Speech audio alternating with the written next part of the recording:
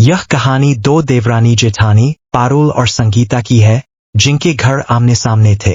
पारुल का पति एक सफल व्यापारी था, जबकि संगीता का पति बाजार में ठेला लगाता था।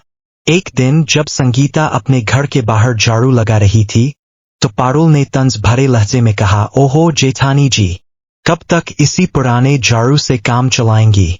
यह तो ऐसा लग रहा है जैसे वही झाड़ू है जो आपने 2 साल पहले धनतेरस पर खरीदा था।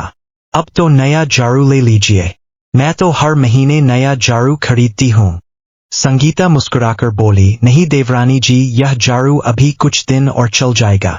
इतने में संगीता की बेटी अपनी स्कूल की पुरानी और फटी हुई स्कर्ट लेकर आती है और कहती है, माँ देखो ना, मेरी स्कर्ट में छेद हो गया है, नई स्कर्ट ले दो ना। संगीता नरमी से जवाब देती है, अरे नहीं बेटी, यह तो सिल जाएगी, इसके लिए नया लेने की क्या जरूरत, मैं खुद इसकी सिलाई कर दूंगी।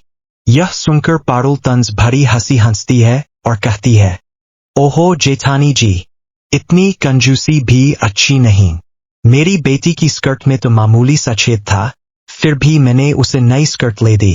वैसे भी इसी बहाने मैं खुद भी थोड़ी शॉपिंग कर लूंगी। आप भी ना। खुद कंजूसी में रहती है और अपनी बेटी को भी वैसे ही रखती है। पारुल की बेटी खुश होकर बोली, माँ चलो ना, देर हो रही है, और आपने मुझसे वादा किया था कि मुझे पिज्जा भी खिलाएंगी।